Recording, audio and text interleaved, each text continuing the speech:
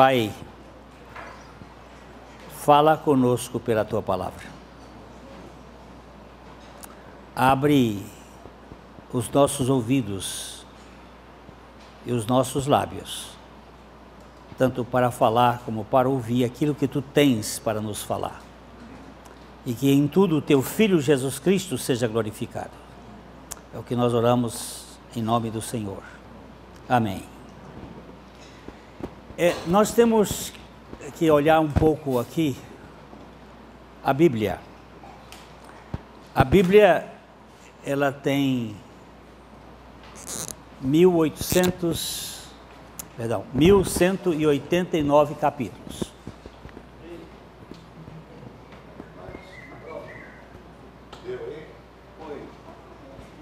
Virar um pouquinho para cá, mano. Você tá virando? A Bíblia tem 1189 capítulos. Divide por 2.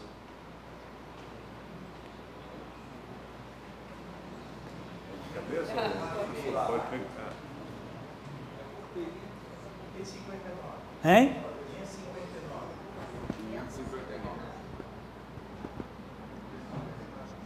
550. Hein? 594. 594. E tem um aqui. Tem um capítulo que é bem no meio da Bíblia. 118. O capítulo 118 da Bíblia, o versículo 9, é o meio da Bíblia. O que diz?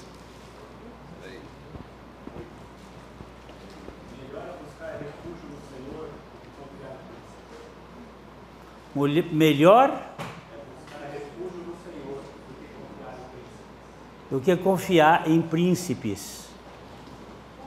Esse é o versículo, o 118, o 9 e o 10 são muito parecidos, é o centro da Bíblia. Na Bíblia existem 2 capítulos, o 1 e o 2 de Gênesis, que não tem diabo. O diabo entra no capítulo 3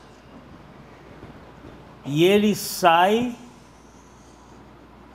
aqui é Gênesis, e ele sai no capítulo 21 e 22 de Apocalipse, ele sai.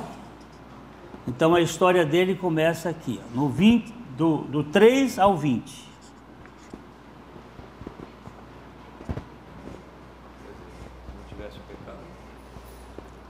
Ele entra no capítulo 3 e sai no capítulo 20.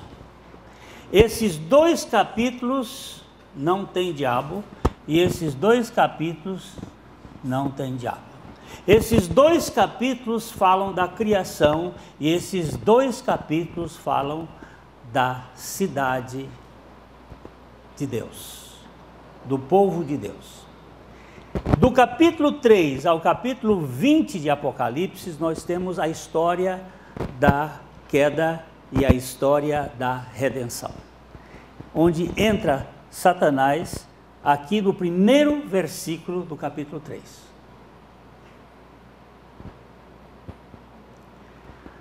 E nós vamos abrir Gênesis 3. Gênesis 3. Não tem, né? Então vocês vão ter que usar as suas Bíblias aí. Ou por iPhone, ou por iPad, ou pelo livro velho. Eu só quero dizer uma coisa para vocês. Daqui um pouco mais nós vamos não ter Bíblias em iPhones e em iPads. Vai faltar pouco tempo mais para isso. O sistema já está proibindo algumas coisas. E eles vão retirar. De modo que é bom manter a Bíblia velha de papel. E o melhor ainda é fazer aquilo que Eli, o livro de Eli, fez. Guardar a Bíblia no seu coração. Aquele é um dos grandes filmes para a gente sempre pensar. Vocês sabem que aquele filme trata-se de um cego, não é? Que anda pela fé. É a mesma coisa que nossa. Nós somos cegos e andamos pela fé. Porque não andamos no que vemos, andamos no que não vemos. Aquilo que a palavra de Deus nos orienta.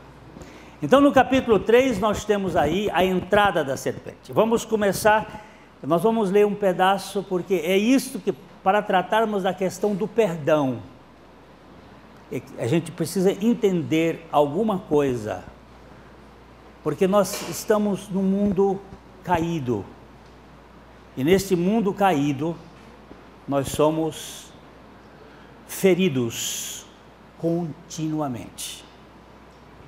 Então vamos ver, quando você for ler o texto bíblico, cada um vai lendo um ou outro, nós vamos andando pelo texto, leia.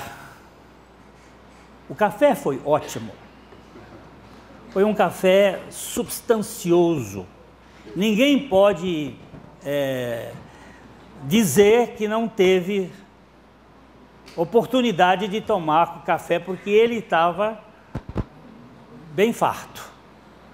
Então você deve ter comido alguma coisa. Então não fique com essa leitura de gente de Biafra, que passou fome, está passando fome.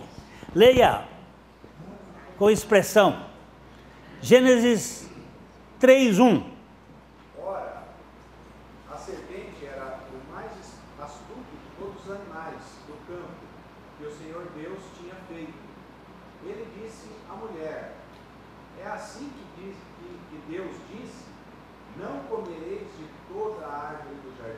Eu vou só pensar. A serpente aqui é uma espécie de possessão. Satanás é uma entidade espiritual de outra dimensão. E ele aqui assume um dos animais da criação de Deus, a serpente. Possessão você tem de vários tipos. Você pode ter uma possessão na mente, ou uma possessão na alma, no seu todo. Você está possuído por um sentimento, por um ódio, possuído. E aqui, a serpente foi possuída, na sua estrutura, por um poder, que aqui é chamado de poder da serpente. Satanás, o enganador.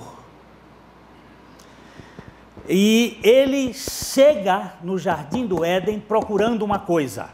O que ele estava procurando? Não. Ele não está procurando o homem.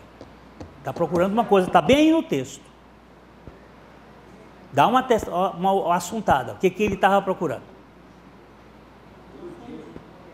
Não, não, não, não. Ele procurava a palavra de Deus.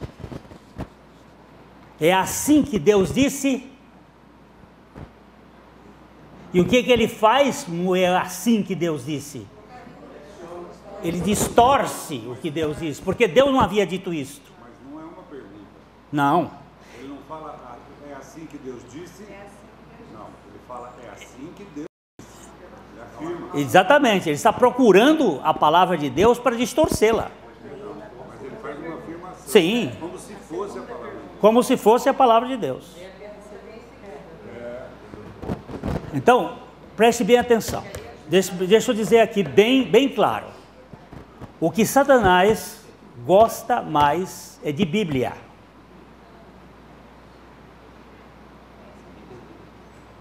Ele entende de Bíblia para distorcer. Onde a Bíblia disser não, ele põe sim. Onde a Bíblia disser sim, ele põe não. É só isso. Mas ele é expert em Bíblia. Uma das coisas preferidas dele é a palavra de Deus.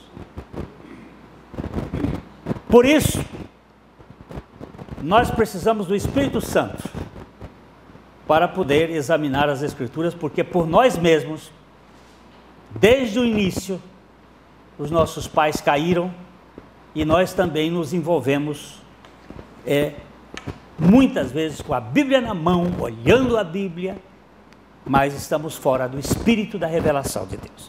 Versículo 2. Respondeu-lhe a mulher: do fruto das árvores do jardim podemos comer, mas do fruto da árvore que está no meio do jardim, disse Deus, dele não comereis, nem tocareis nele, para que não morrais. Eu vou chamar a atenção também para pontinhos aqui. Ela disse que do fruto da árvore do jardim podemos comer, e ela retirou uma coisa. Que Deus disse: podeis comer livremente. Ela retirou livremente. Sabe por que ela retirou livremente? Porque ela ouviu isto aqui de segunda mão. Ela não ouviu de Deus. Ela ouviu de Adão, do marido. Bíblia não pode ser escutada de segunda mão. Tem que ser falada pelo que falou.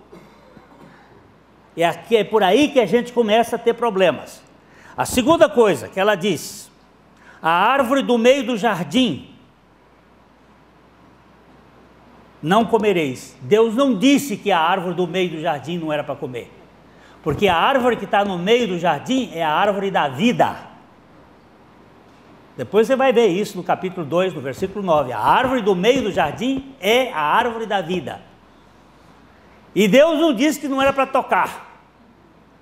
Isso aqui, ou Adão botou uma proibição para ela não mexer, ou ela inventou essa proibição para poder se defender da serpente. E não somos nós que nos defendemos da serpente, é o Senhor que nos defende. Versículo 4. Então a serpente disse à mulher: é certo que não morrereis? É certo que não morrereis. Deus disse que se comesse, morreria. A serpente disse que se comesse, não morreria. Por quê?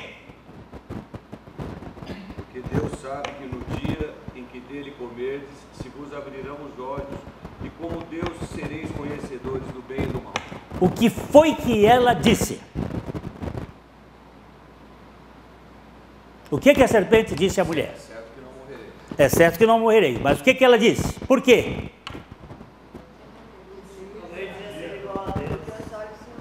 Porque Deus é mau caráter. Deus não é confiável. Ele sabe que se você comer, você vai ser igual a ele. E ele não quer que você seja igual a ele. Ele é um crápula. Ele é um mau caráter. Mas eu não. Eu quero que você tenha toda a capacidade. Porque quem é o chefe, o coach, como é que é? O treinador do humanismo é Satanás. Satanás não é feiticeiro. Feitiçaria é do homem, é da carne.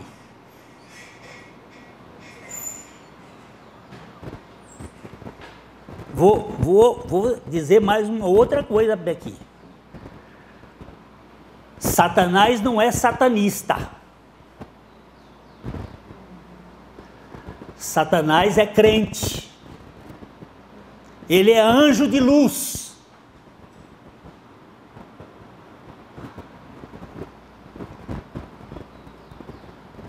Satanás não entra na igreja com satanismo.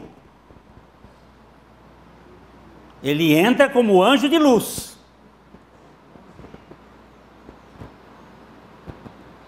Satanismo é coisa de gente caída, não é coisa de Satanás. Vou até dizer uma coisa a mais. Satanás adora a Deus.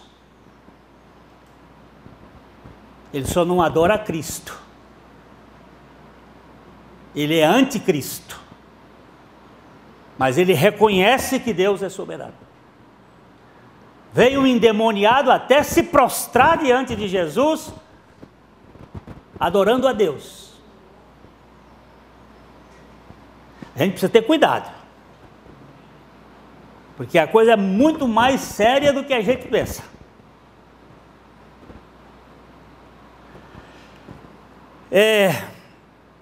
O que aconteceu no versículo 6? Vamos correr, que o meu tempo está curto. Depois vão me cobrar, que eu não dei conta. Vendo a mulher que a árvore era boa para se comer, agradável aos olhos e árvore desejável para dar entendimento, tomou-lhe do fruto e comeu, e deu também ao marido, e ele comeu. O que aconteceu aí? Rapidinho, me ajudem. O que aconteceu aí? Vendo. Vendo é que tempo verbal em português? É um gerúndio. O que esse gerúndio quer dizer? Que eu não olhei e virei as costas. É que eu fiquei contemplando, vendo.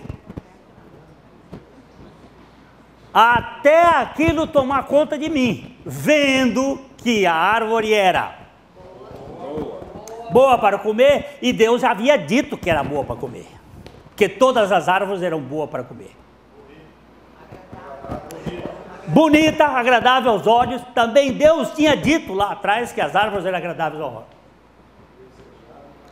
Mas aqui tem um problema. Desejável? Para dar entendimento, mas não diz que dava entendimento. Não. Desejo que Desejável. Desejável, porque todo pecado, ele aparece nos nossos desejos, na nossa concupiscência. Quando alguém peca, não diga, quando alguém é tentado, não diga que foi tentado por Deus, porque Deus a ninguém tenta, mas cada um de nós é tentado pela sua própria concupiscência, ou pelos seus próprios desejos. Estes o atraem e seduz. E a gente é seduzido pela serpente, a sedutora. Ela foi mexer nos desejos. Aí o que aconteceu no verso 7? Correndo, eu tenho tempo, vamos lá. Abriram-se então os olhos de ambos e, percebendo que estavam nus, coseram folhas de figueiras e fizeram cintas para si. Quando é que eles estavam nus? De quanto tempo eles estavam nus? Desde a criação. Foram criados sem roupa. Como é que era o jardim? Como é que chamava o jardim? O que significa Éden? Paraíso ou lugar dos prazeres. O que tinha no jardim do Éden que causava perturbação às pessoas? Nada. Não tinha nem frio nem calor. Eu estou falando de Bíblia. Lembre-se que nós estamos falando aqui antes do pecado. Não tinha mosquito, nem borrachudo, nem carrapato, nem zika. Era um jardim de prazeres onde não havia morte, porque por um homem entrou o pecado, pelo pecado entrou a morte. Temperatura agradável. Temperatura ótima. Um casal pelado absolutamente normal. Sem problema. Sem problema. Qual é o problema de um casal andar pelado? Nenhum. Nem bombado e nem anoréxico. Nem bombado e nem anoréxico. Absolutamente perfeitos. A mulher fazendo xixi de cócoras e o homem fazendo xixi em pé, que é a única vantagem que ele tem de fazer xixi em pé. O resto, mais nenhuma. É a única coisa que faz o homem ser diferente da mulher.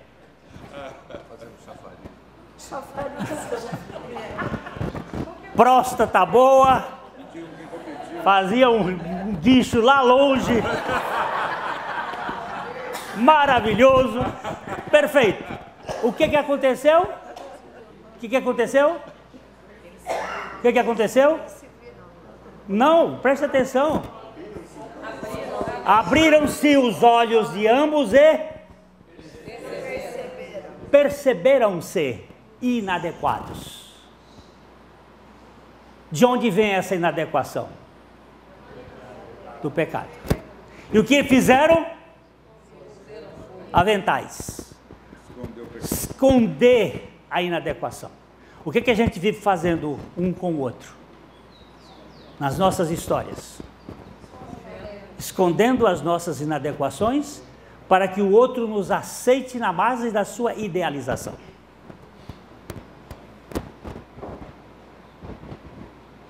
Eu minto e minto e minto tanto que acabo acreditando na mentira que menti. E o outro acha que eu sou aquilo que eu inventei. Muito bem, versículo 8.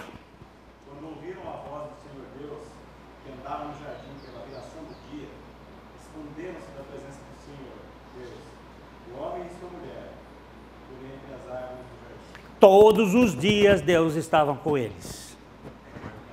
Era a hora do chá da tarde, na viração do dia.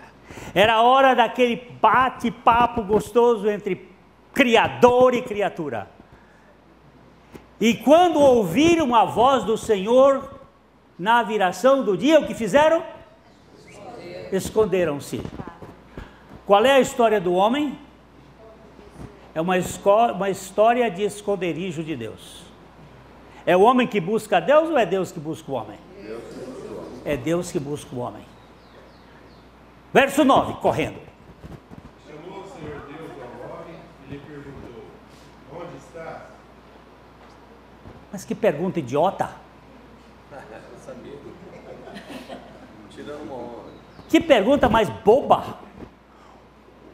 O Deus onisciente, onipresente e onipotente perguntando: onde estás? Não é absurdo? Não. Sabe por quê? Porque nós não sabemos onde estamos. Aquela pergunta não é para Deus. Aquela pergunta é para nós. Aquela pergunta era para Adão.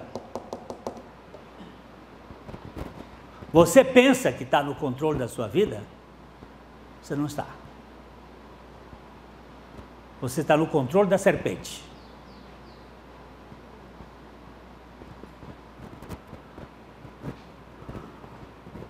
Adão, onde é que você está? Vamos lá, o versículo 10? E ele disse: ouvi a tua voz no jardim e tive medo, porque estava nu e me escondi. Apareceu medo. Qual é o primeiro sentimento que apareceu? Qual é o último sentimento que desaparece? Medo. Qual é o antônimo de medo? Antônimo. Fé, confiança.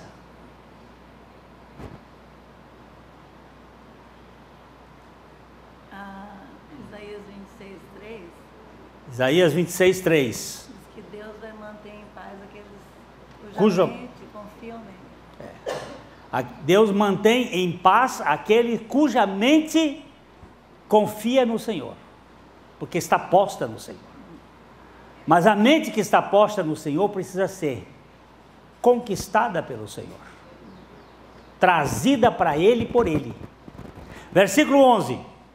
Perguntou-lhe Deus: quem te fez saber que estavas nu? Comeste da árvore de que te ordenei que não comesses? O que foi? Perguntou-lhe Deus: quem te fez saber que estava nu? Não seria o que te fez? Não. Quem? Quem? Ele não é o que, não. Deus já foi em cima da história. Já foi na pessoa, não foi no objeto. Quem te fez saber que estavas nu? Mas o homem não sabe. Porque Deus quer colocar para fora os nossos sentimentos e entendimentos. Não é que Deus não soubesse. Essas perguntas não são para Deus. Essas perguntas são para nós. Quem te fez saber que estavas nu? Comeste da árvore que eu te ordenei que não comesses? Deus está falando com o Adão e não com a Eva. Preste bem atenção que Deus nunca tinha falado com Eva antes. Nem ia falar. Essa daí vai pro sofá. Deus, ele disse que nem ia falar. Deus não tinha falado com Eva antes. Todo o diálogo de Eva com a serpente é um diálogo de segunda mão. Pelo menos do ponto de vista bíblico. Nós não podemos inferir o que o texto diz. E o texto não diz que Deus tenha falado com a mulher, só diz que ele falou com o homem. Mas assim, falou com sempre que ele vinha na viração do dia, ele Sim, mas a Bíblia não diz que ele falava com ela. Era possível, mas eu não posso tirar do texto o que o texto não diz. Eu sei que ele já tinha falado com o homem. Ela ia junto, ela ia atrás. Eles iam conversar. Muito bem. Para que vai ficar ruim pra você. Você foi pra casinha do cachorro. Agora você foi pra casinha do cachorro. Calma, eu vou empurrar ele para lá. Muito bem. O versículo 11. Então, o versículo 11 diz o quê?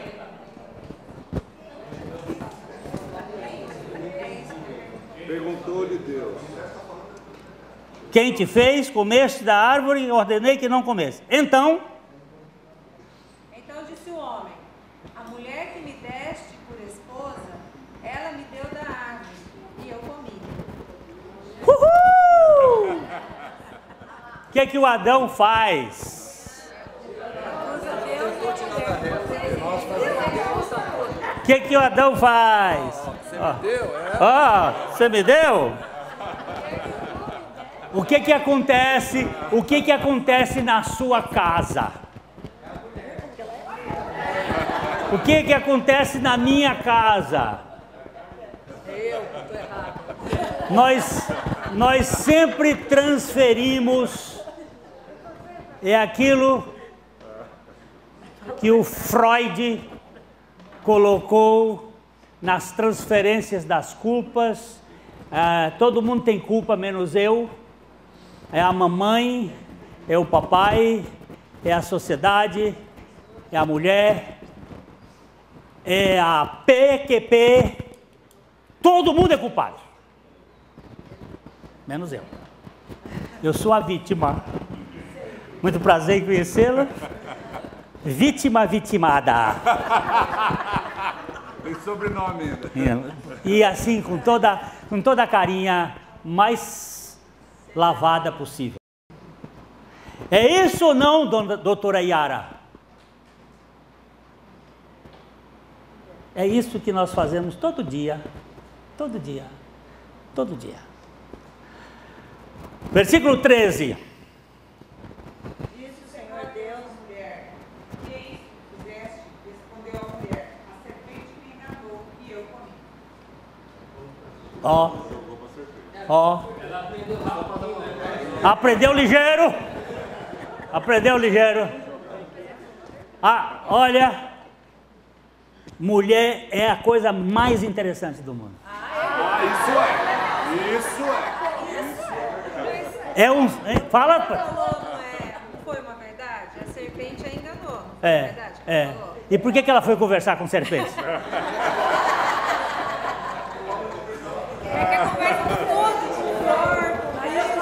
Pois é a coisa mais interessante do mundo. Ela vive querendo conversar com cobra.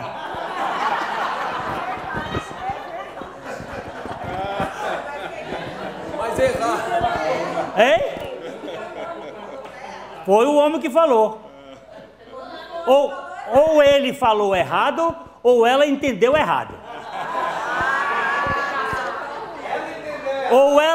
Ou ela depois criou alguma coisa porque ela tem uma mente muito fértil.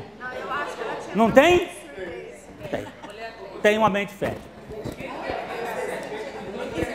Espera aí, eu preciso escutar, gente. O Moca está falando lá. O que havia na serpente de tão interessante para Eva dar atenção para ela? Pois é, uma pergunta interessante.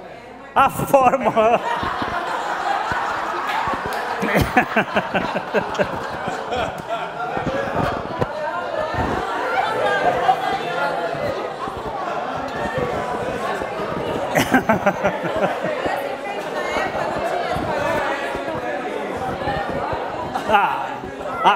As questões metafísicas nós não vamos entrar nelas. Ciadi, ó, vamos ouvir ali. Eu não ouvi, Adi, fala de novo. Como a mulher bem rentinha, Deus não falava com ela, então vou falar com a serpente. Já que Deus não falou comigo, eu vou falar com a serpente. Tá, é boa a interpretação.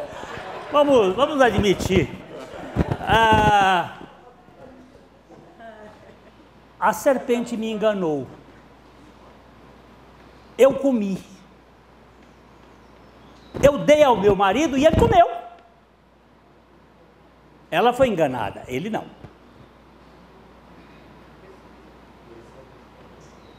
Ele não foi enganado. Ele tinha uma informação certa dada por Deus e ele desobedeceu voluntariamente. É o tal filo porque quilo. Ele sabia a consequência que era a morte. Sabia? Por isso que o pecado entrou por ele e não por ela. Versículo 13. Então o Senhor Deus disse à serpente: porquanto fizeste isso, maldita serás tu dentre todos os animais domésticos, e dentre todos os animais do campo. Sobre o teu ventre andarás, e pó comerás todos os dias de tua vida. Agora, queridos, aqui tem figuras, representações e realidade espiritual. Ele está trabalhando com metáforas, com figuras. Ele está falando com a serpente, animal doméstico, selvático, mas ele está falando aqui com Satanás. E ele está dizendo que Satanás vive de pó. Porque você nunca vai ver uma cobra comendo pó. A cobra come rato, come grilo, come sapo, come... Mas vive no pó.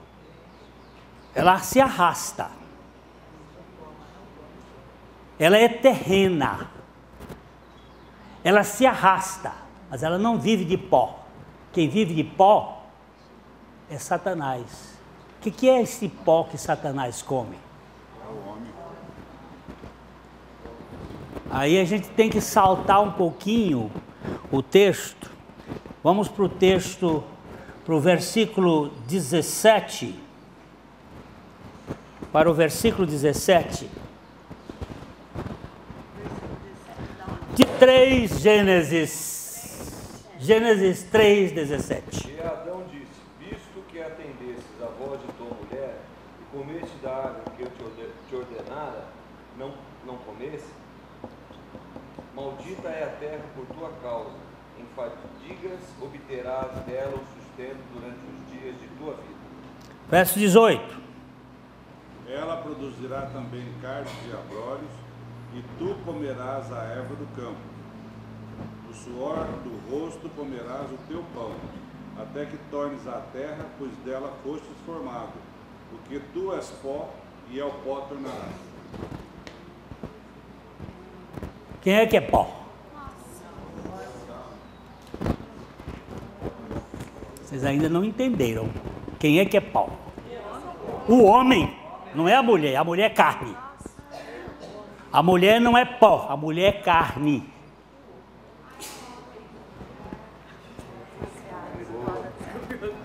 Nós somos criados do homem. A mulher foi criada. A mulher é carne, a mulher é feita da carne. O homem, eu estou falando de Bíblia, gente, por favor. Não estou falando de antropologia, não estou falando de biologia, eu estou falando de bibliologia. E pela Bíblia, quem é pó é o homem. E de onde a serpente vive? De homem. Vive nutrindo-se da mente, dos sentimentos do homem e brigando com mulher. E tendo problema com mulher. A coisa que a serpente mais odeia neste mundo é a mulher e o filho da mulher. A serpente tem uma guerra contra a mulher. Agora a gente vai voltar para o capítulo, o versículo 14. 14? 15. Não, mas se nós lemos o 14, que ele diz que pó comerás todos os dias da tua vida, e o 15 é a guerra. Pode ler. Porém, inimizade entre ti e a mulher, entre a tua descendência e os seus descendentes. Este te ferirá a cabeça, e tu lhe ferirás o calcanhar. Aí Deus está falando com a serpente, com Satanás, porém inimizade entre ti, Satanás, e a mulher. Entre a tua descendência, a descendência da serpente, somos nós, seres humanos. Todos nós, seres humanos, somos filhos da serpente. Aquela criancinha bonitinha, recém-nascida, linda, ingênuazinha, quando ela nasce, já nasce envenenada. Como é que você pode dizer isso? Isso aí é desumano. Pode ser desumano, mas é revelação. Vamos para o Salmo, deixa o dedinho marcado aí, e vamos para o Salmo, quem não precisa, Salmo 58, 3, 2 e 3, ou 3 e 4. Salmo 58. Desviam-se os ímpios. É o 3. 3. Desviam-se os ímpios desde a sua concepção, nascem e já se desencaminham proferindo mentiras. Têm peçonha semelhante à peçonha da serpente. São como as víboras surdas que tapam os ouvidos, para não ouvir a voz dos encantadores, do mais fascinante e encantamentos. Ó Deus, quebra-lhe os dentes na boca. Agora presta atenção. Desviam-se quem? Quem é que é ímpio? Presta atenção. Quem é que é ímpio? Aquele que não crê. Aquele que não crê. Quem é que crê?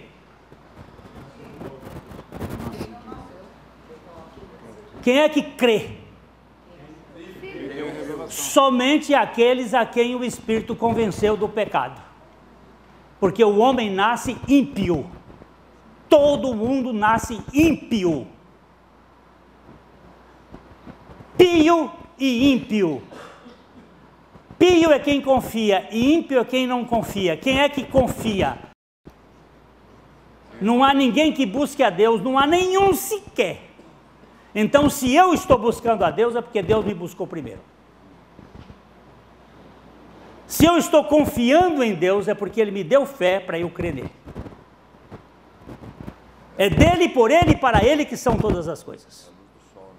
Hein? A luz do sol, Roberto. É a luz do sol. Deus o sol está para a minha visibilidade, assim como a palavra de Deus está para a minha fé. Sem o sol, eu não vejo o sol. Sem a palavra de Deus, eu não creio em Deus. Certo? Então, existe a serpente, que gerou na humanidade uma queda. Nesta queda, tudo foi desagregado. A terra ficou maldita por causa do homem, que é o pó da terra. E você também é pó da terra porque você é filha de seu pai. Não é porque você é filha de sua mãe, não. Você é filha de seu pai.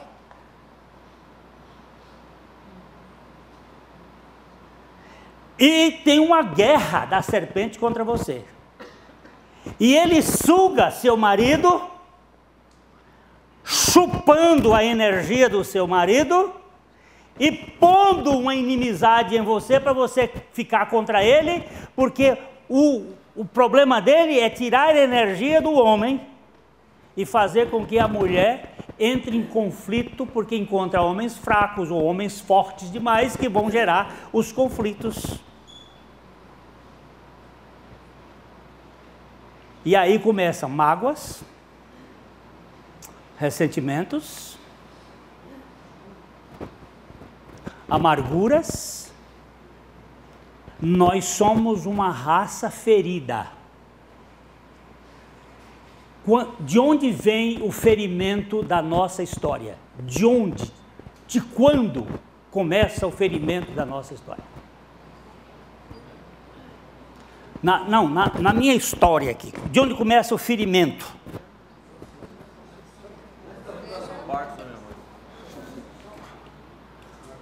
Começa, segundo a Bíblia, da terceira e quarta geração daqueles que me aborrecem.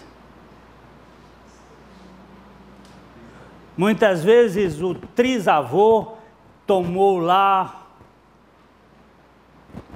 eu não vou dizer tomou não, adquiriu um sífilis.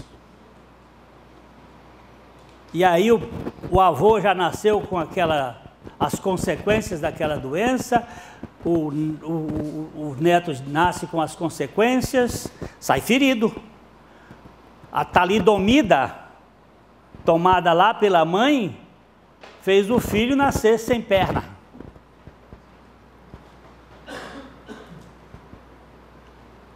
Quem pecou, este ou seus pais, para que ele nascesse cego?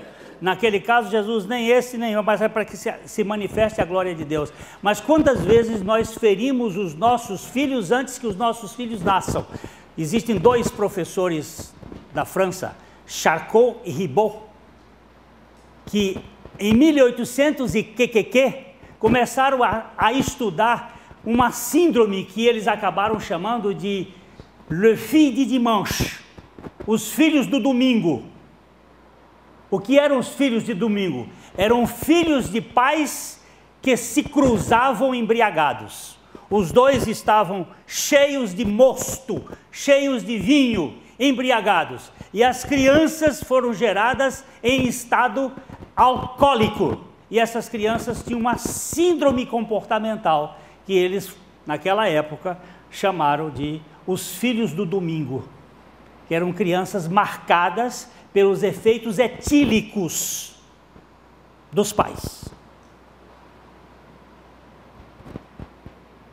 Os pais comem uvas verdes e os filhos embotam os dentes.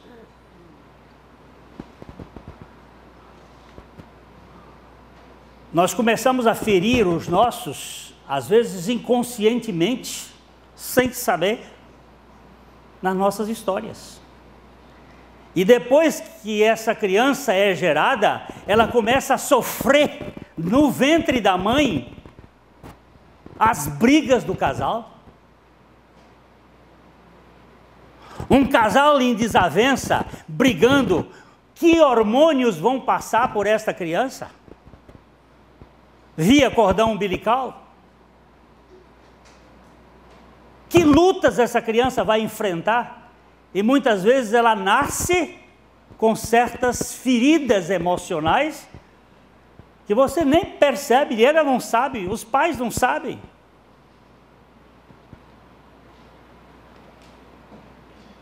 Este mundo é de espinhos e cardos, mas também é um mundo de feridas emocionais, psicológicas. E depois que a gente nasce, que mundo maravilhoso que nós temos, não é? É um mundo perfeito, é um jardim do Éden. É não? Só que não. Claro que não. Claro que não. Tem avô super protetor. Tem mãe super protetora. Tem mãe ausente, tem pai ausente, tem tio abusador, tem avô abusador. Uma das vezes que eu mais fiquei acordado de noite dando vômito foi quando uma mãe me procurou em um lugar e disse assim: pastor, o que eu faço? O que foi? Meu pai é amante do meu marido, que são amantes do meu filho.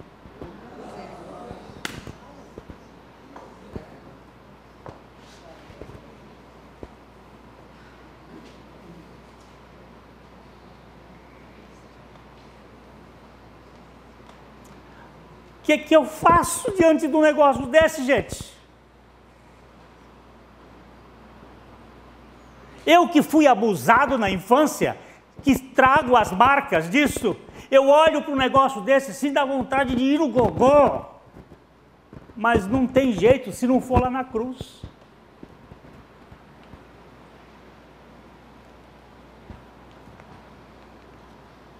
Feridas e mais feridas. Crianças que são abandonadas, porque cuidar de tirar fralda e dar mamadeira, isso não significa cuidado. Isso égua faz com o filho. Faz muito bem. Égua até come a placenta. Hoje estou inventando uma moda agora das mulheres comerem placenta. Eu queria que vocês tivessem plasticidade para ter compreensão para com a criança e ter afeto e não comer placenta. Estou inventando umas teorias aí. Outro dia eu estava ouvindo um médico na CBN, ele disse assim: gente, isso é absurdo. A égua come a placenta porque ela tem uma carência proteica no processo da gravidez. Mulher não precisa de comer placenta. Precisa sim ter afeto. Mas algumas entram em uma crise tão profunda porque eles já estão tão debilitadas emocionalmente, que caem numa depressão puerperal, quase que algumas irreversíveis. Porque filho dá trabalho. Filho é uma coisa boa, mas como disse o Mário Prata, demora muito. Entra na casa da gente e não sai mais. Mesmo quando casa, o bicho está aí. Depois vem os netos, né? Hein? Vem os netos e dá atrás mais isso. E é para dizer, como a doutora Edmeia disse, neto é um presente que Deus nos deu por não ter matado os filhos.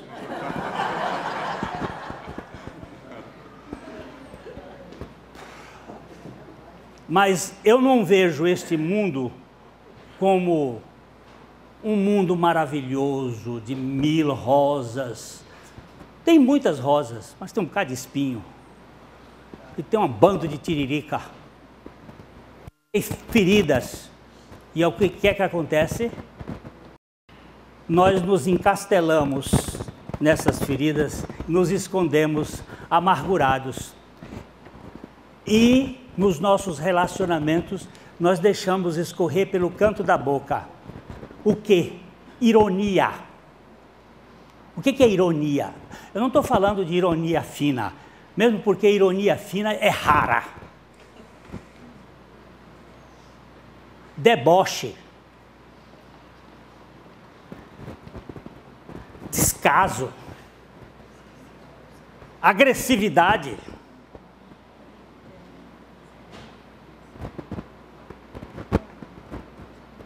De onde vêm esses troços?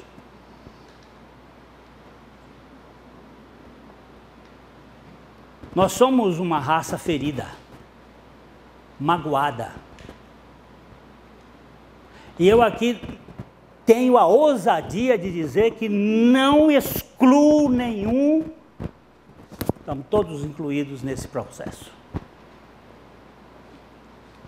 E enquanto o Espírito Santo não trouxer luz para nós, nós vamos viver com as nossas tanguinhas escondido atrás da moita, tentando fingir que somos o que não somos. E a serpente tirando energia daqui, e botando guerra aqui, e botando guerra lá, e o casal se esperneando, e filho no meio levando porrada. Não é porrada física, não. Porque hoje até o sistema está proibindo bater em crianças, que é outra perversão, que a gente corrigir filho precisa corrigir, porque se não corrigir a polícia vai castigar.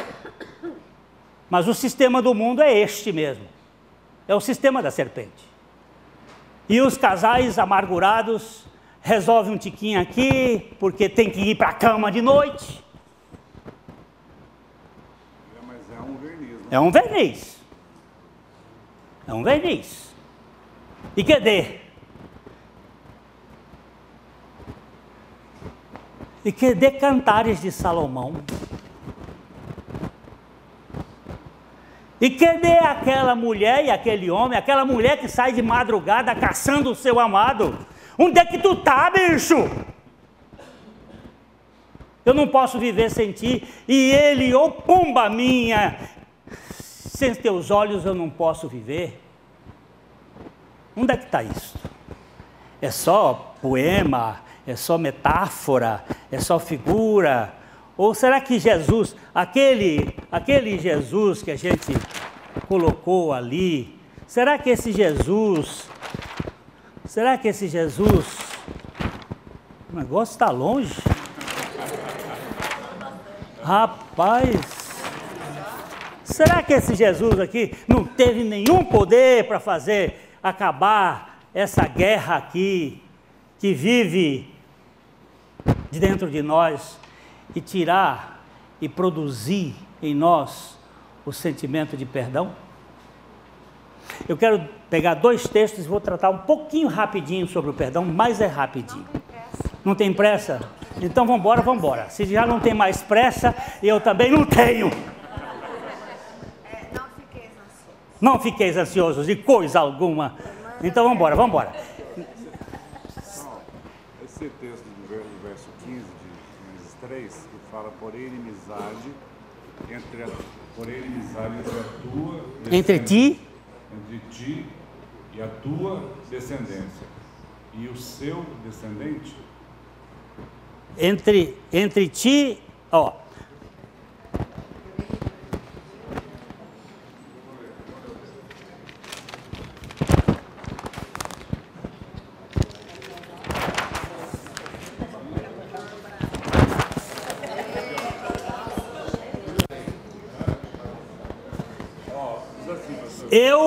Porém, inimizade entre ti e a mulher, entre a tua descendência e o seu descendente. Eu, tu, ela. Nesse versículo existem 3 pessoas. Deus dizendo, aqui é o Senhor Deus. Nunca se esqueça. Senhor Deus é Jesus Cristo. Javé Elohim. Porém, inimizade entre ti, entre ti, a inimizade está aqui. É posta pelo Senhor. Eu porei a inimizade entre ti, tu e ela. Entre a tua descendência, a descendência da serpente e o seu descendente, o descendente da mulher, tua descendência, está errado, e seu descendente, seu é dela e teu é da serpente. Então Deus diz, o Senhor Deus disse, porém uma inimizade entre ti, cobra, serpente, Satanás e a mulher. Entre a sua descendência da serpente, quem é a descendência da serpente? A humanidade caída. Raça de víboras, quem vos fascinou a fugir da ira vindoura? Raça de víboras, como podereis falar coisas boas sendo maus? Quem é que é mau? Não há bom nenhum sequer. Quem é que é mau? Eu, tu, ele, nós, vós, eles. Então aqui uma guerra que o Senhor pôs entre a humanidade e o descendente da mulher, que é Jesus. O único descendente da mulher é Jesus. Será que ficou claro?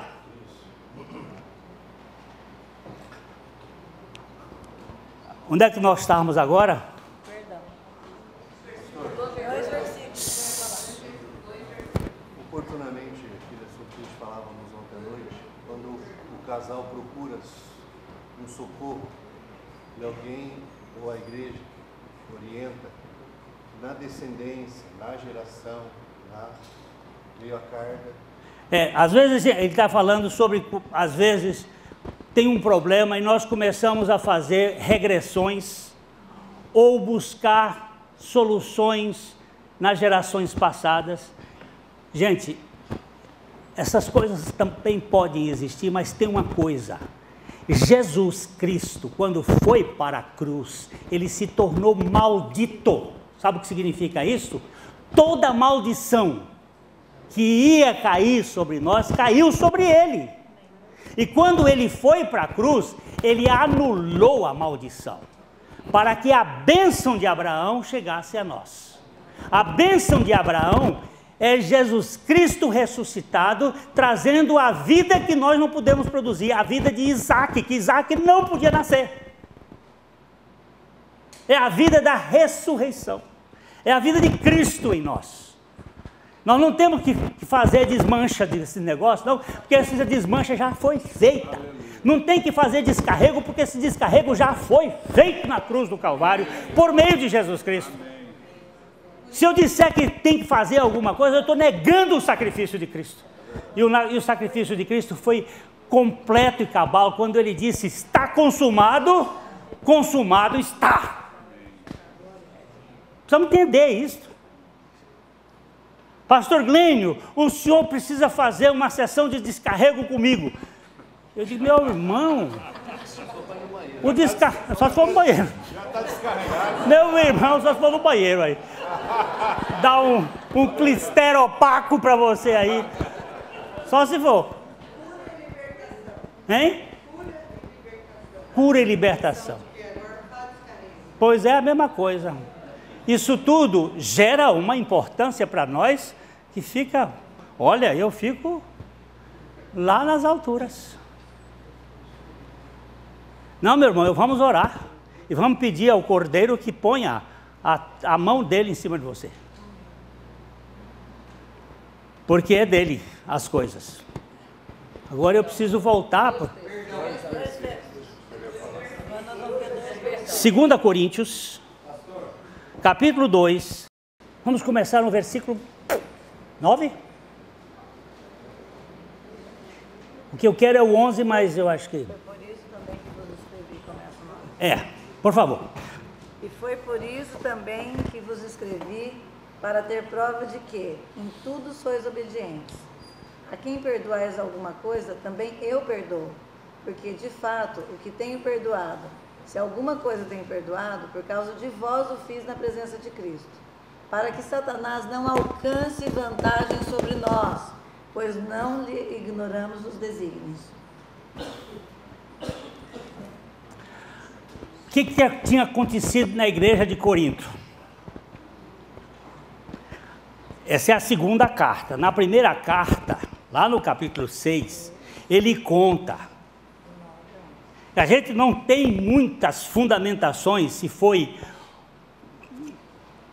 a mulher do pai, se era uma segunda mulher ou se era a própria mãe.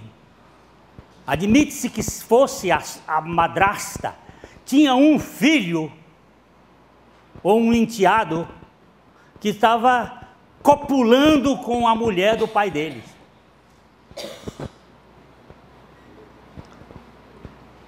Era adultério e um adultério pior, incestuoso ou libidinoso familiar, com aviltamento da figura paterna.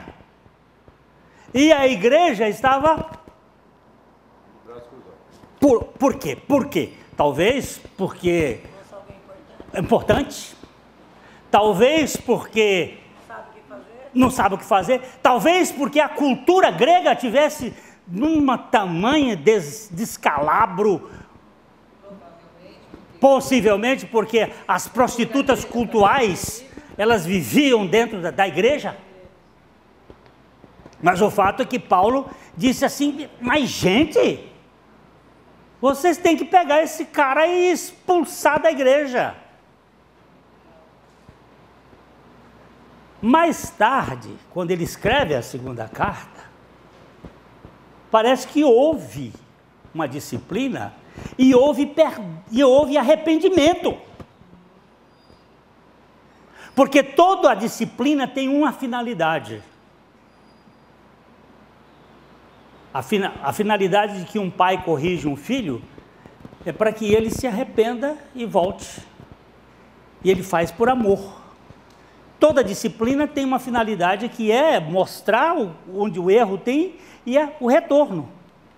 Parece que este rapaz retornou ao bom senso, à sensatez e pediu perdão. E aí a igreja não estava querendo perdoar, porque ela estava numa posição de superioridade. Eu vi uma frase outro dia que diz assim: eu perdoo a todos os que me ofenderam, menos a mim. Eu não me perdoo quando eu falho. Eu digo, deve ser o diabo. Ele tem uma justiça própria absurda. Muito superior. Perdoa todo mundo. Todo mundo é inferior a mim. Mas eu não posso me perdoar quando eu erro.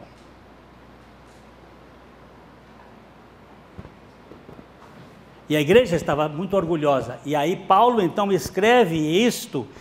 Vamos ver, lê de novo, por favor, de novo, outra vez. E foi por isso também que vos escrevi, para ter prova de que em tudo sois obedientes. Obedientes. A quem perdoais alguma coisa, também eu perdoo.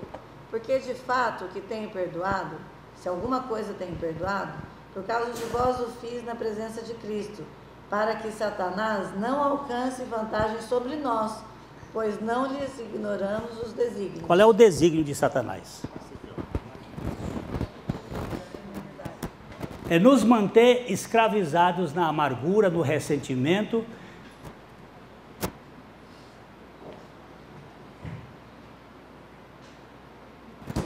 Chegou uma jovenzinha que veio de uma cidade do Paraná para conversar comigo, e aí nós vamos parar um pouquinho para tomar café, fazer qualquer coisa.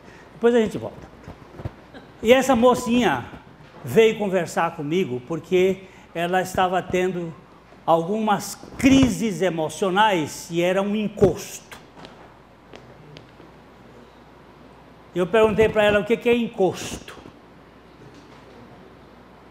Encosto é um negócio que baixa na gente. Eu digo, o que baixa em você? Baixa um troço em mim e eu reviro, derrubo, quebro e pererei, papapá. Eu digo, bem, vamos ver onde é que começou esse encosto. Ele deve ter tido entrada. Vamos ver por onde ele entrou. E nós começamos a trabalhar e descobrir que dos 9 aos 14 anos ela foi abusada pelo padrasto. E quando ela foi falar para a mãe virou e disse: você quer acabar com meu casamento?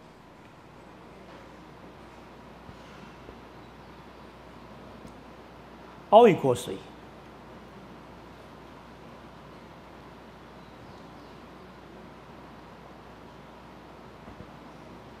A bichinha chega tremia falando.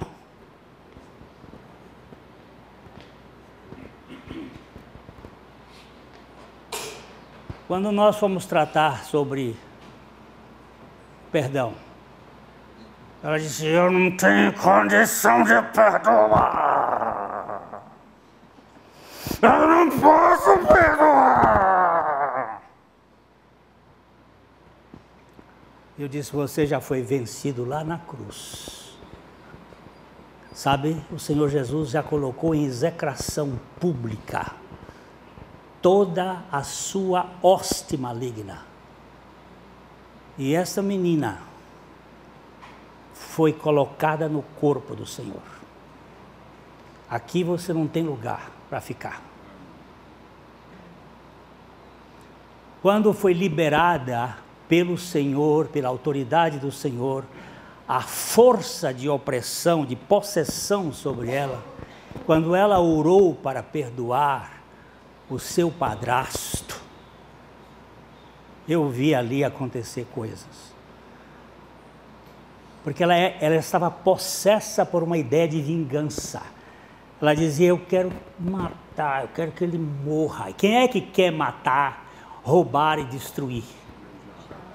É o inimigo, é o adversário. Às vezes não está nesta possessão, está apenas numa opressão. Você não está possuído por uma ideia dessa, está apenas oprimido. E às vezes não é nem uma opressão, é só uma depressão. E às vezes não é nem uma depressão, é apenas uma insinuação. Satanás insinua que nós somos as vítimas. E aí a gente começa a criar um comportamento reativo de vítima. Mas tem um texto nas Escrituras, lá em Colossenses, no capítulo 4, no versículo 12.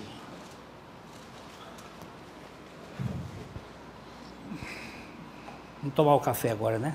Tem um cafezinho. Aí a gente volta. 4:12. Não é esse? Tá, o da Epáfras. Não é esse não. Então, Qual que é? se alguma coisa tenho perdoado, o fiz na presença de Cristo para... Não é esse. Espera aí. Perdoai-vos assim como Deus em Cristo vos perdoou. É 4:9? Colossenses. É Colossenses. Como Deus em Cristo vos perdoou. Você tem perdoado, não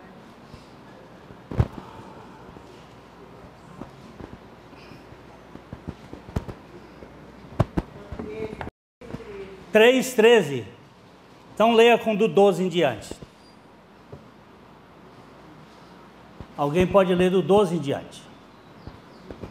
Revestidos, pois, como eleitos de Deus, santos e amados, de ternos afetos de misericórdia, de bondade, de humildade, de mansidão, de longanimidade. Suportai-vos uns aos outros, perdoai-vos mutuamente, caso alguém tenha motivo de queixa contra outro. Assim como o Senhor vos perdoou, assim também perdoai vós. Revesti-vos como eleitos de Deus, primeiro, não, ternos afetos de misericórdia. Revestivos, não é só vestivos, é revestivos, significa vestir outra vez.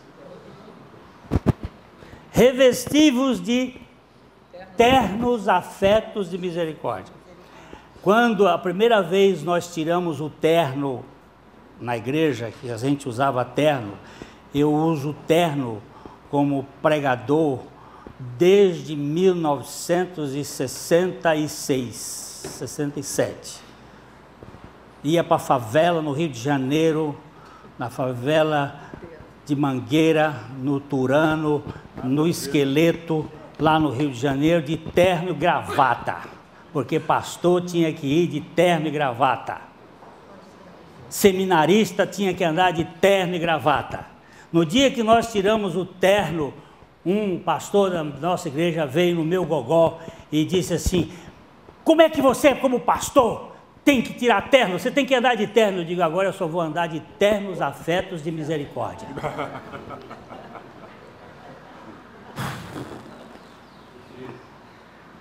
Não é o traje,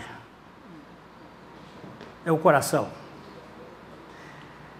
Revestido de ternos afetos de misericórdia, de bondade, de humildade, de mansidão, de longanimidade. Suportai-vos uns aos outros. Não tem jeito de fazer suportar ninguém se não for cheio de misericórdia, de bondade, de paciência. Não tem jeito, gente. E isso tudo está em Cristo Jesus, que é a nossa roupa. Ele é a nossa roupa. A tanguinha de Adão e Eva é a tanguinha de Adão e Eva. Agora, quando o Senhor botou um manto de pele, era o próprio Cristo revestindo os homens. Juntos, se não houver uma agenda comum, acordo é isto, é a agenda de Deus. Ninguém é salvo porque quer, mas quer ser salvo porque Deus opera na vida dele. É Deus que faz a obra para que nós o busquemos e queiramos. E esse caso desse moço aí é a questão do perdão. Nós estamos vendo aqui que o perdão não é uma condição que eu deva ou não deva perdoar. Eu não tenho condições para perdoar, mas desde que Cristo é a minha vida, eu não tenho condições para não perdoar. Eu não posso perdoar por mim mesmo. Mas quando Cristo vencer a minha vida, eu não posso não perdoar. Não tem outra opção. Eu já contei isso N vezes, faz parte de um livrinho nosso sobre o perdão. E foi um dia 18 de junho, o ano eu não me lembro, eu sei que era o dia 18 de junho e era frio. E Dona Ziza me convidou para ir ao Hospital do Câncer visitar uma médica, doutora Lúcia, que estava em estado terminal. Ela estava magrinha, pele e osso. E nós começamos a conversar sobre a possibilidade de quando esse câncer tinha começado. E ela disse, uns 3 anos e meio. E eu disse, aí por perto aconteceu alguma coisa que a senhora, se lembrando, gostaria que nunca tivesse acontecido?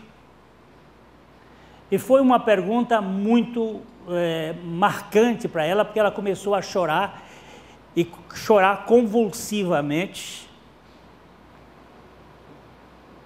E eu tive que me retirar do quarto com a Dona Ziza porque depois de um tanto tempo de choro e suor, ela teve que trocar a camisola e eles trocarem a roupa de cama.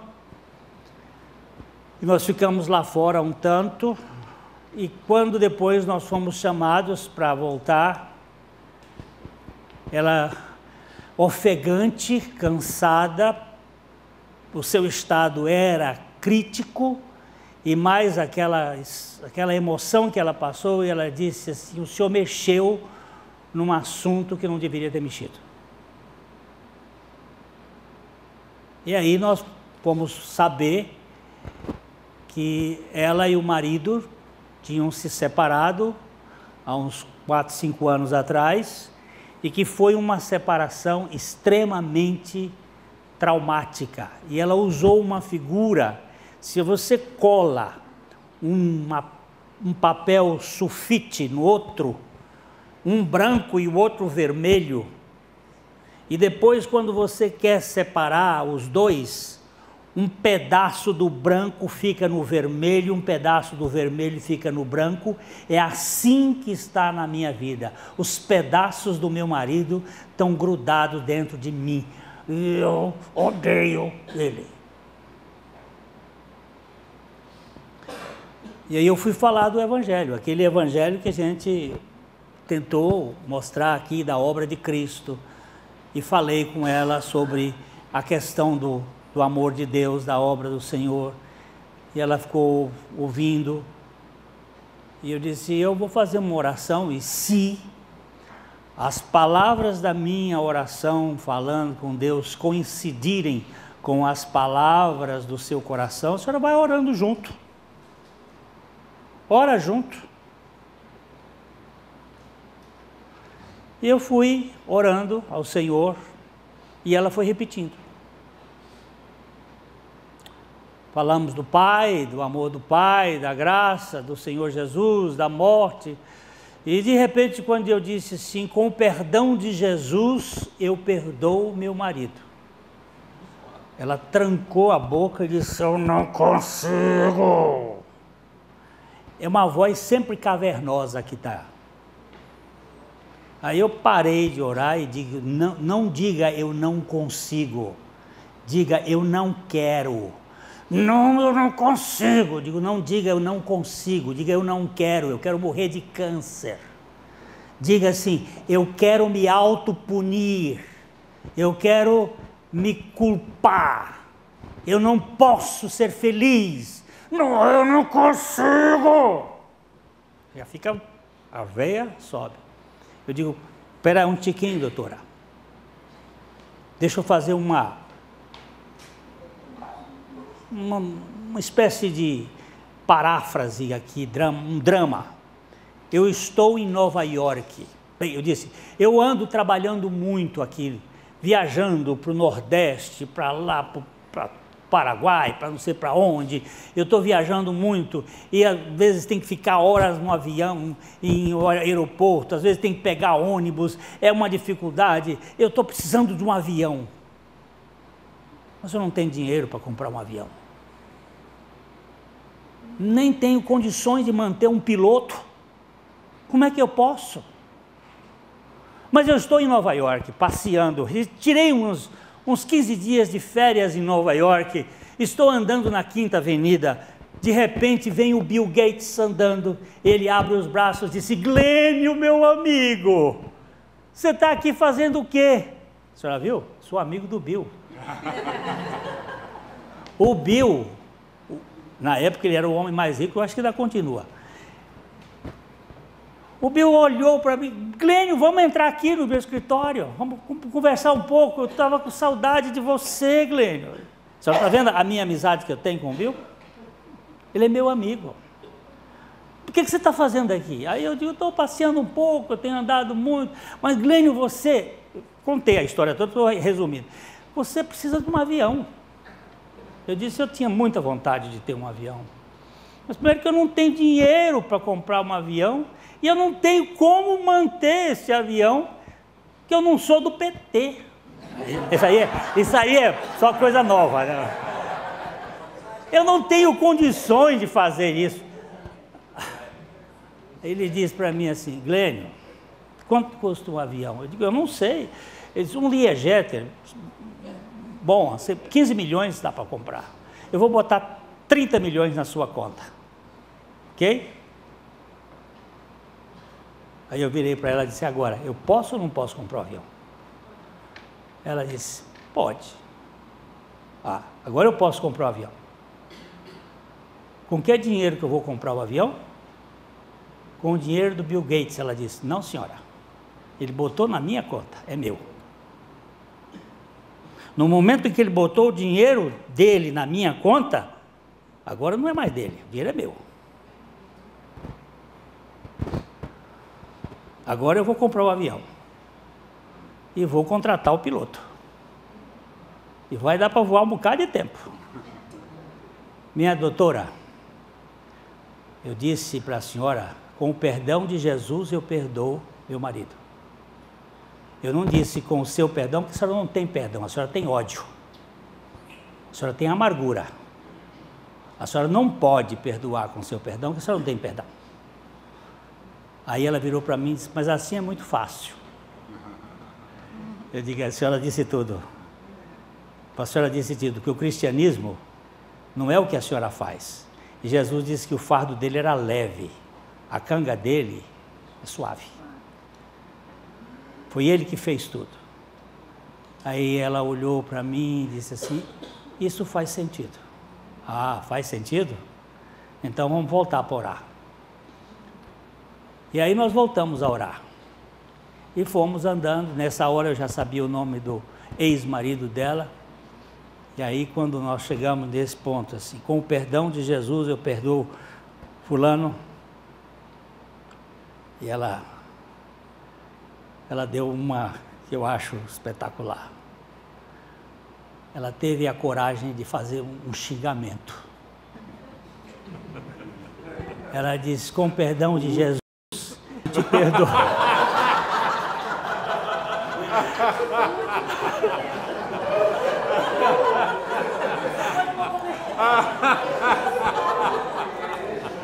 E ela foi derramando, e ela foi dizendo, aquele dia em que você fez isso em mim, aquele dia você fez isso, naquele dia, e Dona Aziza e eu chorando, naquele dia, e naquele dia, e naquele dia, e ela foi lembrando, ela foi mais ou menos uns 5 minutos ou mais, ela foi falando sozinha e dizendo, você está perdoado com o perdão de Jesus, com o perdão de Jesus. Aí de repente ela fez assim, pastor, saiu uma jamanta de cima de mim. E eu gosto muito de trocadilho e não perdi tempo.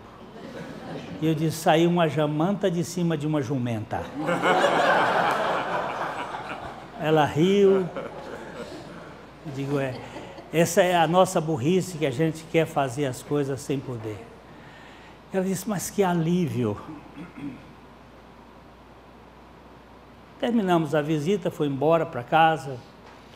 2 semanas depois, nós tínhamos uma feira em frente da nossa casa, nós morávamos na Rua Santos, ali tem uma feira, e eu estava fazendo comprando na frente, me lembro assim, o fato é claro para mim, na frente da nossa casa tinha a Dona Carmen, que era uma japonesa que vendia verdura, eu estava escolhendo tomate, eu lembro do caso, porque o caso é muito marcante, e eu estava ali pegando, Dona Aziza chega do lado de mim e diz assim, pastor Glênio e doutora Lúcia teve alta.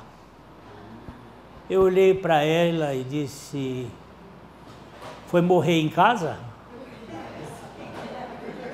Porque às vezes os médicos, ela disse, não sabe o que está acontecendo. Ela foi andando, o quadro dela reverteu. O doutor Luiz Vanderlei, que é do hospital, que é médico, oncologista, que é da nossa igreja, o doutor Luiz, eu conversando com ele, o que aconteceu com a Lúcia, aquela médica? Ele disse: Glênio, existe no nosso organismo uma célula chamada 180, que são umas serial killers. Essas células, elas servem para a defesa do organismo. E quando o organismo encontra resistência, essas células, elas enfiam como se fosse, elas não tocam nas células cancerosas, elas lançam uma toxina sobre a célula cancerosa e mata.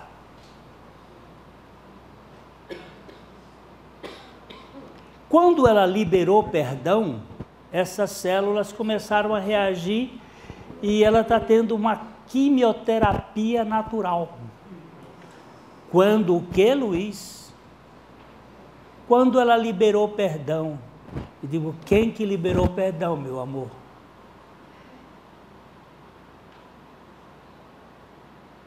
Ela liberou perdão, ela não liberou perdão. O perdão foi dado por Jesus Cristo.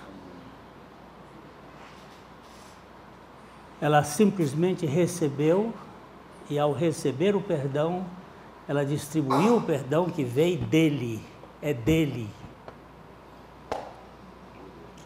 Até onde eu sei, se ela não morreu ontem, ela está lá clinicando em Maringá.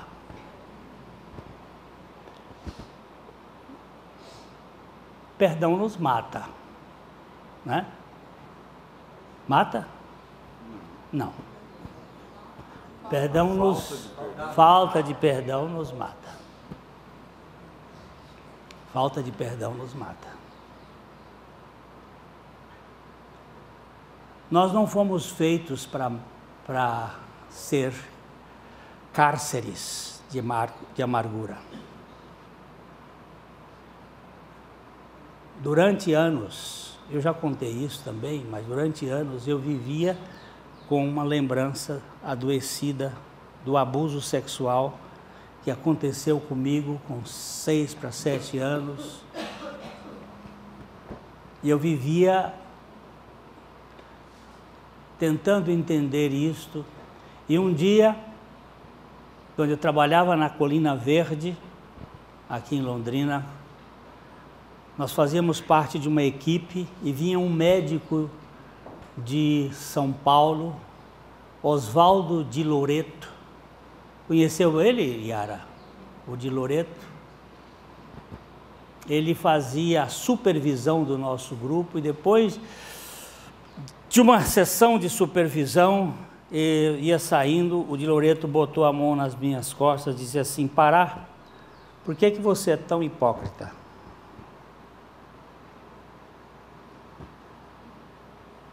E eu olhei para ele e disse: você acha? Ele disse: não acho, está estampado na sua cara.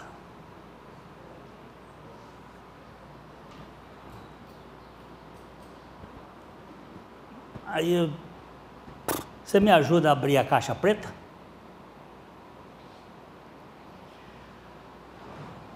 Ele disse: se você quiser. E nós tivemos umas 3 sessões em que ele me escutava e eu pude falar de algumas coisas. Deus usa pessoas diferentes e usa para tratar com a gente. E naquela ocasião eu pude rasgar o peito e saber que Deus tinha feito uma obra perfeita, apesar, como disse o Maurício, a gente pode saber tudo aqui na cabeça, mas enquanto não descer ou o coração, ou se é mesmo no cérebro, em algum lugar do nosso cérebro, algum lugar que é o santo dos santos, e não for revelado isto, vai ficar só na doutrina, no saber, mas aquilo foi muito proveitoso. E eu posso dizer o seguinte: eu tive a graça de poder perdoar ao algoz que vivia enrustido dentro de mim. Ao orar, este texto que nós estávamos vendo de Colossenses 3, que assim como o Senhor nos perdoou em Cristo, que ele também seria perdoado. O perdão não é opcional, o perdão é incondicional para a vida cristã. O irmão estava falando ali ainda há pouco sobre a Bíblia dele, que na tradução dele não aparece a palavra afetos de misericórdias, mas sim entranhados. Porque na língua grega a palavra é splankton, e significa as vísceras, o intestino. Quando uma pessoa fica amargurada, ela fica enfesada. Ela tem prisão de ventre. Ela guarda a sua essência. Mantém o intestino cheio de si mesmo. E aquilo gera um estado desagradável,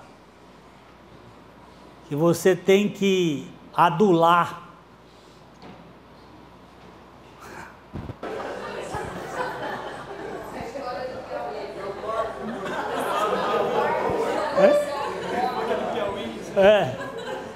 Isso é uma senhora lá que fica cheia de si. A gente fica, por isso a Bíblia usa a palavra entranhas, entranhados afetos de misericórdia, de bondade, de mansidão, de paciência, suportando-vos uns aos outros em amor e perdoando-vos, assim como Deus em Cristo nos perdoou.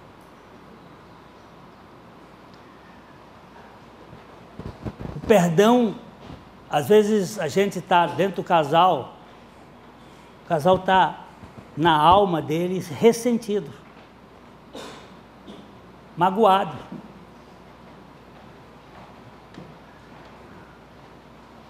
Só sai farpas.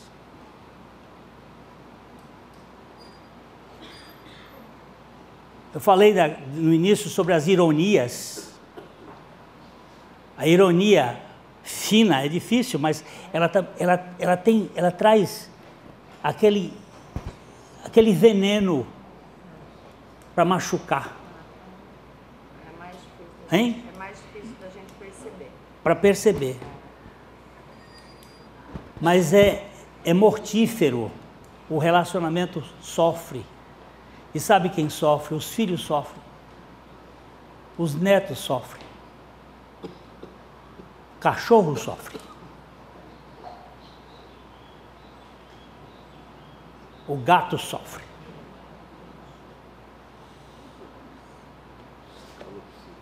Que vem nas entrelinhas, né? Porque o que está escancarado é fácil. Nas entrelinhas é difícil.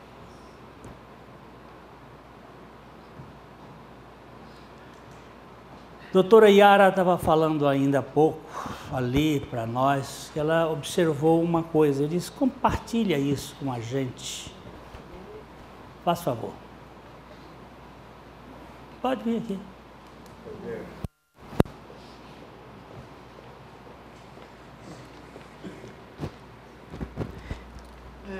Como eu trabalho com casais, e então eu estudo bastante sobre a questão de gênero masculino e feminino. E quando o pastor Glênio estava falando agora de manhã sobre o Éden, não é? Então eu associei alguma coisa que eu tenho estudado de qual é a vulnerabilidade do homem e qual é a vulnerabilidade da mulher.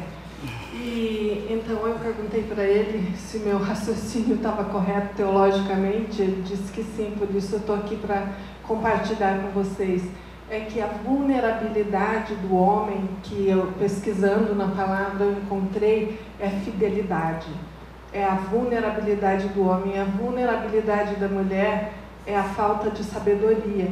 Então, lá no Éden, Adão, ele não foi fiel ao pai, ele não foi fiel a Deus, a palavra de Deus, e a mulher não foi sábia quando ela ouviu a serpente. Então, esse é um problema muito comum nas nossas relações, nos nossos casamentos, quando o homem não é fiel e quando a mulher não é sábia.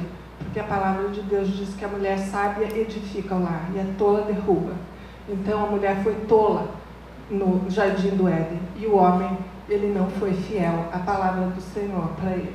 E quando o homem não é fiel no lar, então o lar se desfaz e a mulher não é sábia. Esse lar, esse casamento fica vulnerável e fica passível de ruptura. E aí a falta de perdão leva a essa ruptura, infelizmente, não é? Quando a mulher é sábia, ela é usada por Deus e aí não há ruptura. Quando o homem é fiel, ele também é usado pelo Senhor, e não há ruptura nesse lar. Muito precioso. Agora, tanto a fidelidade como a sabedoria estão encarnadas em Jesus. Quando nós somos infiéis, ele permanece fiel, porque ele não pode negar-se a si mesmo. Eu não tenho que produzir fidelidade, eu tenho que depender da pessoa de Jesus Cristo. Você não tem que produzir sabedoria. Jesus foi feito da parte de Deus. Sabedoria, justiça. Faltou uma. Foi feito da parte de Deus sabedoria, justiça, santificação e redenção. Ele é a nossa sabedoria. Hoje de manhã eu estava lendo um trecho de Spurgeon, quando ele pregava aos seus alunos, lições aos meus alunos, e ele dizia: pregue sempre a Cristo. Pregue Cristo sempre. Pregue sempre de Cristo, porque Cristo é tudo de Deus para nós. Ele é o nosso tudo e tudo Ele faz em nós e por nós. Nós temos aqui num encontro de casais, e eu sei que cada um de nós tem uma história. Histórias familiares com segredos que são às vezes intocáveis. Mas nós precisamos nos expor diante do divã do Senhor. Muitas vezes nós não podemos expor as coisas para os outros, porque nem sempre os outros têm ternos afetos de misericórdia para nos ouvir e ser, mas o Senhor, Ele é misericordioso sempre. E nós precisamos ter um tempo de ficar com Ele, ficar com o Senhor. O mundo criou uma rede de entretenimento, desde literatura, filmes, novelas, esportes, para manter a nossa agenda sempre ocupada com alguma coisa que a gente esteja se distraindo e se envolvendo com... Mas ficar quieto e sozinho com o Senhor, cada dia mais difícil. Eu sinto comichão em tudo quanto é parte do corpo, quando eu me sento para ficar com o Senhor. Minha mente vagueia, meu intestino funciona, o telefone toca. Agora eu pego o telefone e ponho em modo avião. Só depois de algum tempo, porque fica aquela mensagenzinha do WhatsApp, pi, ou não é pi, porque eu deixo no silencioso, fica... Aí, boto no modo avião, desligo um pouco, peço a Carmita, agora eu vou ficar quieto, aqui num canto, não me chame, mas o telefone da casa toca, o cachorro do vizinho late, até o bem-te-vi me distrai. Mas eu digo, Senhor, eu aprendi com um pastor australiano, Mark James, que ele disse, eu levantava 4 horas da manhã para orar. Tomei esse propósito de orar, 4 horas da manhã, me levantava. Primeiro dia eu orei bastante, o segundo dia eu tinha algumas coisas, no terceiro dia eu comecei a repetir as mesmas coisas, e aí eu comecei a repetir, e aí a oração passava a ser uma reza. No final de um mês eu percebia que minha oração não tinha significado nenhum, e eu estava querendo desistir, e começou o frio na Austrália. E ele disse, eu vestia o saco de dormir, ficava no lugar da oração, na minha poltrona, e dizia, Senhor, a viúva chegou. A viúva é aquela que ia na presença do juiz, julga a minha causa. Aí no outro dia ela chegava e julga a minha causa. E ela chegou, julga a minha causa. E ela chegava no outro dia, julga a minha causa. E o juiz foi perdendo a paciência e disse, para que essa mulher não me importune mais, eu vou julgar a causa dela. E Jesus diz assim para nós, quando o Filho do Homem voltar, por acaso vai achar fé entre os homens? Ninguém mais fica lá na presença dele, só quer resultados. E ele disse, eu cheguei e dizia, a viúva chegou, ela está aqui. O senhor sabe de tudo que eu vou dizer, mas eu vou dizer outra vez. E ele levou 2 anos e 6 meses para começar a conectar com Deus.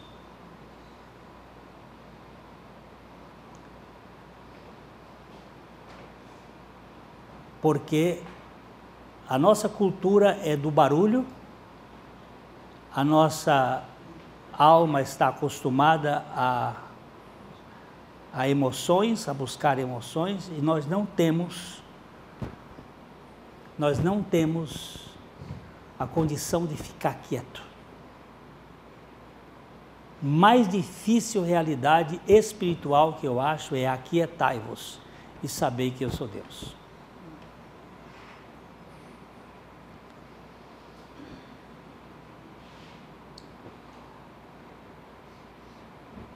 E o que eu gostaria de dizer para meus irmãos hoje é: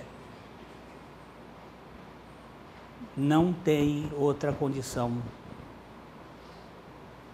que não seja perdão. E a Bíblia diz no Salmo 130, contigo está o perdão, para que tu sejas reverenciado. Uma outra versão diz para que tu sejas temido. Há uma outra versão que diz para que tu sejas reconhecido. Contigo está o perdão.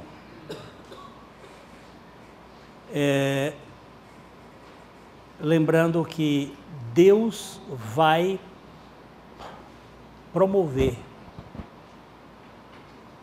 as tribulações deste mundo e as lutas para provar e aprovar o nosso caráter.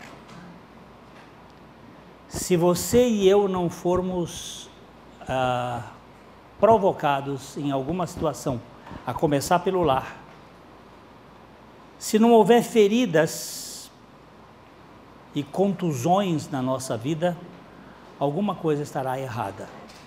Nós não estamos morando num planeta caído.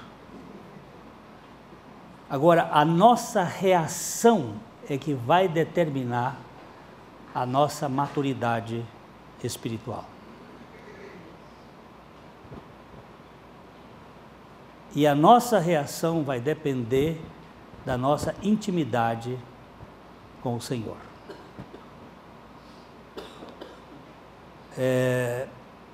Tem amargura, tem ressentimento, tem ira, tem alguma coisa no nosso coração, é sinal de que estamos feridos. E se estamos feridos, nós precisamos ir para o trono. Tem bálsamo. Hein? Tem bálsamo. Tem bálsamo e tem o Senhor que cura realmente. Nele mesmo. Jogar nele. Jogar nele. Eu acho que podemos fazer uma questão mais prática, né? Nós estamos vivendo um tempo bastante complexo hoje. Eu considero, vou dar a minha opinião, que o Senhor está muito próximo para chegar. E nesse tempo, as hostes, os principados e potestades e forças espirituais da maldade têm trabalhado muito com a igreja, mais do que em qualquer outro tempo. Deixa eu dizer a minha impressão. Nós estamos num momento de total laodicerianismo, onde a igreja tem muita coisa, mas não tem o Senhor. Não tem quebrantamento, não tem humildade, não tem cara no pó,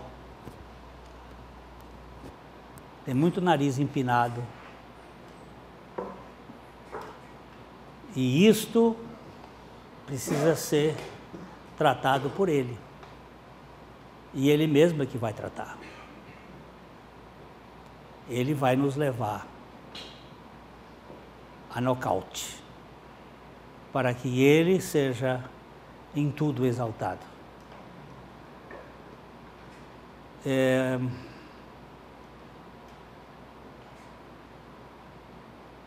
Quando Noé desceu da arca, ele estava debaixo da acusação de sua mensagem. A mensagem de Noé foi uma mensagem bombástica. Ele disse que Deus ia acabar com a humanidade. Ele não conseguiu salvar ninguém senão a sua própria família. Mas quando ele saiu da arca no Ararat, ele plantou, ou nasceu, mas ele cuidou, uma vinis vinífera e fez um vinho. Segundo Mackintosh, antes do dilúvio não havia possibilidade de fermentação, porque a terra estava num eixo que não tinha essas condições, porque não havia nem chuva, a terra era regada pela neblina. Como é que você pode dizer que não havia chuva? Porque se houvesse nuvem, haveria arco-íris. Então tem uns detalhes bíblicos que vão mostrando. Não havia frio e calor, a temperatura era outra. Então o vinho é posterior ao dilúvio. E ele é um símbolo de uma alegria, mas porque Noé estava muito triste, ele fez um vinho e tomou e teve um pileque. E nesse pileque, Cão, que possivelmente fosse o filho casado com uma filha de Caim, que é de onde vem uma geração de gente que quer ser grande. E influenciado por aquela cultura, ele curra o pai. Ele abusa do pai. Porque a forma hebraica para a expressão viu a nudez do pai, não é simplesmente viu a nudez do pai, mas abusou da nudez do pai. E isso trouxe vergonha. E os irmãos Jafé e Sem apanham uma capa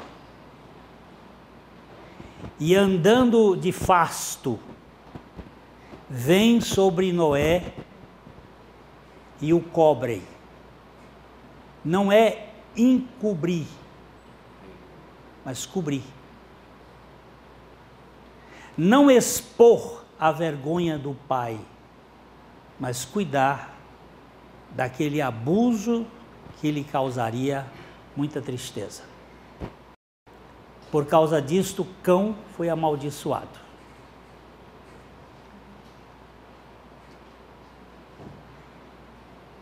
Só tem duas coisas que receberam maldição de Deus: a serpente e a terra. Mas existem muitas maldições do homem e as maldições da lei, em consequência de nosso estado de autossuficiência. O perdão não é uma opção. E quando os discípulos de Jesus estavam amargurados, perguntaram para Jesus: até quantas vezes se deve perdoar? Eu já disse isso aqui, que os rabinos diziam que até 3 vezes você tinha que perdoar uma pessoa. Mais do que 3 vezes era ser sangue de barata. Pedro pegou o número de Caim.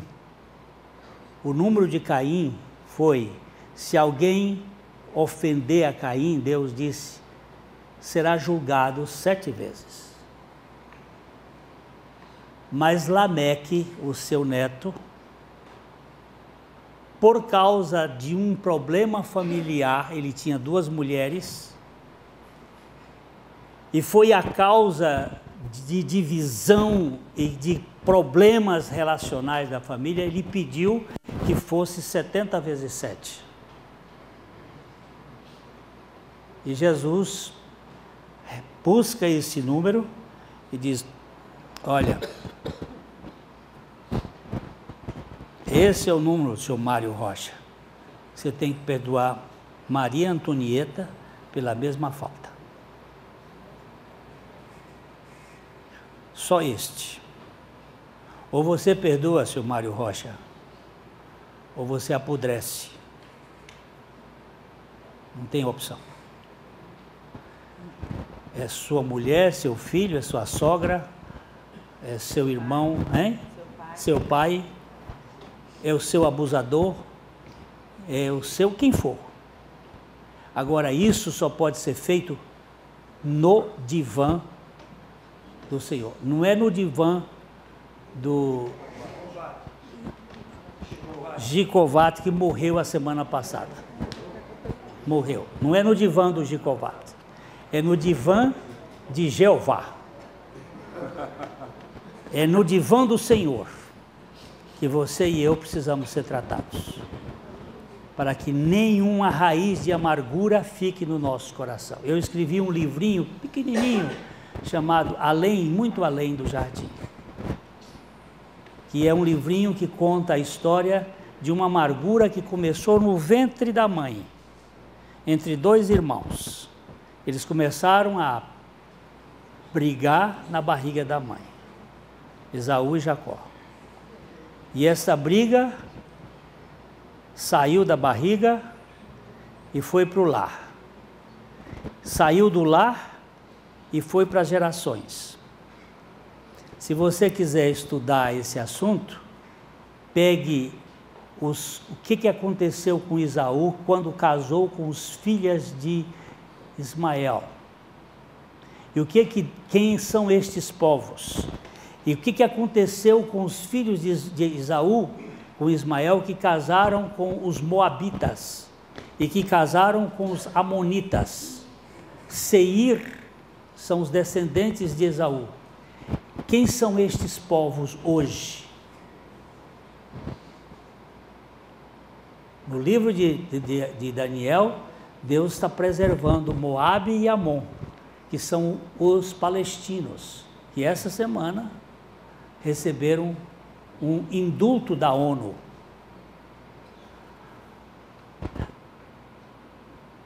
Essa briga tem mais de 4.000 anos, por causa de uma raiz de amargura. E Esaú, chorando, ele deu um chororô, mas a Bíblia diz que ele não encontrou lugar de arrependimento no seu coração. Não brinca com esse assunto, não. Está na hora da gente ir para o divã de Jeová e pedir a Ele, revela o que está oculto e o escondido. E nós queremos que o Senhor nos livre da soberba, porque esta é a nossa grande inimiga. Se tiver que perdoar meu marido, minha mulher, meu pai, minha mãe, eu vou perdoar com o perdão de Jesus. Para onde for, o perdão de Jesus. Aqueles irmãos lá que ofenderam, machucaram você, aquele outro lá, por outro lado. Eu estou falando para os irmãos que falaram ali há pouco. Senhor, dá-nos o perdão. Dá-nos o perdão, ok? Livraria PIB Londrina. A Livraria PIB Londrina procura selecionar cuidadosamente seus títulos e autores a fim de oferecer conteúdo alinhado com o Evangelho de Jesus Cristo. Bíblias, livros de teologia, filosofia, devocionais, literatura infantil, biografias, comentários bíblicos e muito mais. Dispomos também de um acervo de CDs e DVDs das quase 4.000 mensagens ministradas na primeira Igreja Batista em Londrina. Visite a Livraria PIB Londrina e conheça ainda mais. Livraria PIB Londrina, de segunda a sexta, às 13h30 da tarde, às 6 horas. Endereço: Avenida Paraná 76A, próximo ao Calçadão, no centro de Londrina. Ligue para 3372-8921 e acesse o site www.livrariapiblondrina.com.br.